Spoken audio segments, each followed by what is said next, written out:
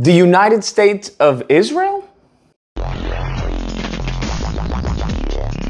Oh my goodness. So there is this video that has gone viral since I've seen it, and it's extremely disturbing, or at least it should be considered extremely disturbing, at the very least problematic to some degree, because it's a surveillance footage of this student who is captured by ICE, right? And they detain her. Now, I know that people are like, well, yeah, she's an illegal. She got to get out of here, okay? That's what Trump wants to do. I hear you, but that's not the full story here. So what happened to her is that her visa expired. I know, expired visa, that means you're illegal, Lucas. You got to get out of here. I hear you, but it's the reason why it was expired. Because unbeknownst to her is that it actually didn't expire. It was terminated. That's correct.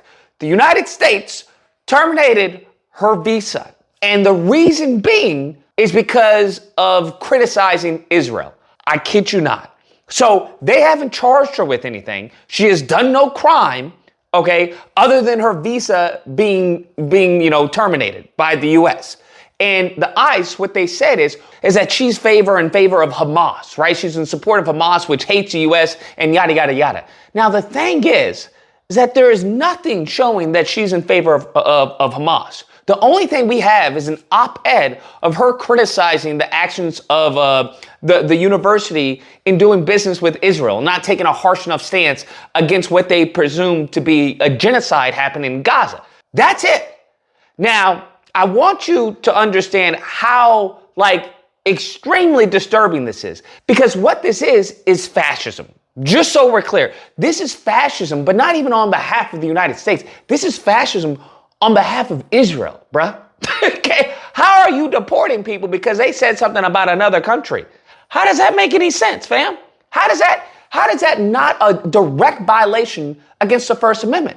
But Trump has been pretty honest and pretty open about his, bending over and catering to Israel. Heck, we have a video of him pushing in the chair to Netanyahu. Okay. And we saw, as far as them donating millions, I think it was 100 million or something, to his campaign. And it seems this is how he's repaying them, by deporting anyone who criticizes Israel and deeming them as, hey, they are friendly to Hamas. Damn. If this is not a form of dictatorship, I don't know what is. If this is not a form of fascism, I don't know what this is. Okay. I don't know how you then would describe this. Huh? Are you just saying, well, they're enemies to Israel, so we got to get them out of here? Bruh, we've already seen how far they're willing to go to protect even criticizing Israel. We saw that with Harvard, bruh. We saw that with his last administration where he did an executive order and free speech advocates were like, yo, this is essentially banning free speech.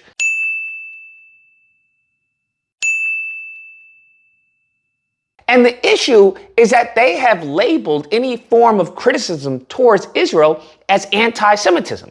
And if that's anti-Semitism and you're for the Palestinians, regardless of where you stand on the issue, it doesn't matter. But if you're for them, now they've labeled you as in favor of Hamas. And so now what they're doing, they're supposed to be getting rid of, the illegal aliens who are doing crimes. Isn't that what they told us? That they were going to be prioritizing those who are who had criminal history and whatnot. So what it seems is happening is that they put those who are not citizens and are criticizing Israel at the top of the list. They put Israel's interests before Americans' interests. Because I'm going to be honest with you, if they were to do this for any group of people, if they were to do this for Black Americans, hey, if Obama had put out an executive order is that if you say anything against Black people, we're going to deport you. That's what's going to happen. If you criticize anyone of African descent or anyone who identifies as a Black American, we're going to deport you. You're out of here.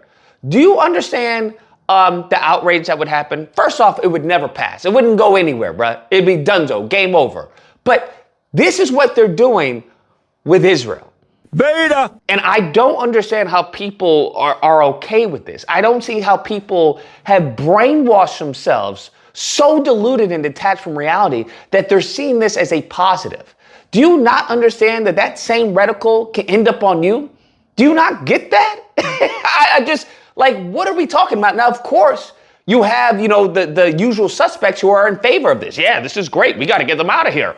And I'm like, all these people just seem like they don't have our best interests. It seems like they have their best interest. And maybe it's just me, but it just comes off as a little weird that people are okay with this. That's what it seems like. It seems like you a little weird, like you constantly talking about freedom of speech. You know, you talking about the free speech platform. We see Elon Musk when it comes to the free speech platform, how he eliminated a word saying river to the sea, what is it? Gaza shall be free or Palestine shall be free, and saying decolonization, how that's considered hate speech, how that's, deemed as far as calling for, genocide and whatnot. And you see how they manipulate these words for their interests. And it's not even for their interests, it's for Israel's interests. We see how they've done this with DEI and woke. So it's the same pattern that they're now doing for a foreign country, okay? And I get it that we're allies, but what are we talking about? At what point do we retain our sovereignty? Because it's slowly not feeling like America. It's starting to feel like Israel 2.0. That's what it's starting to feel like with these laws and these restrictions